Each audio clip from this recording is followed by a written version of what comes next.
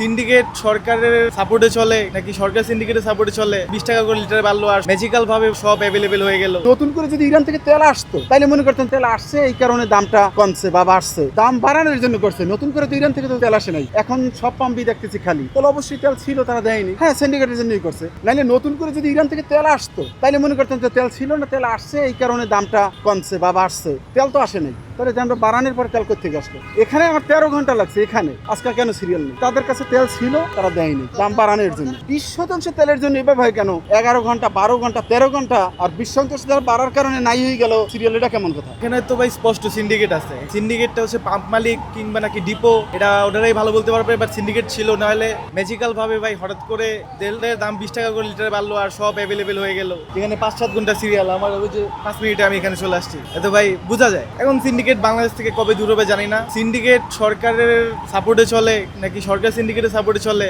এটাও একটা প্রশ্ন।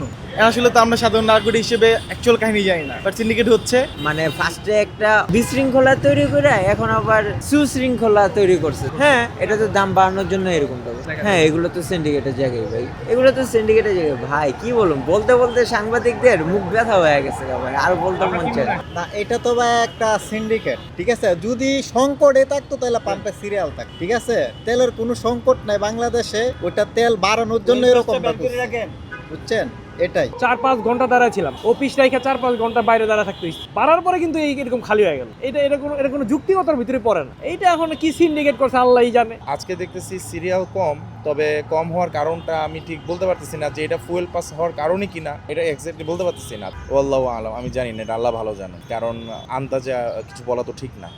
মানুষ মন্তব্য তো করতেই পারে, তার তো স্বাধীনতা আছে মন্তব্য করার। তবে এই ক্ষেত্রে আমি নীরবতা পালন করি আর ব্যক্তিগতভাবে। বুঝতে পারতেছি না আসলে, এগুলো আমাদের বুঝার বাইরে।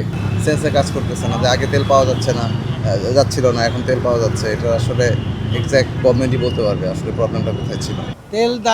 তেলের দাম বাড়ার পরে অ্যাভেলেবেল হওয়ার কারণ হলো যে ফুয়েল পাস করছে। আপনি মাসে 25 লিটারের বেশি তো আপনি নিতে পারতেছেন না।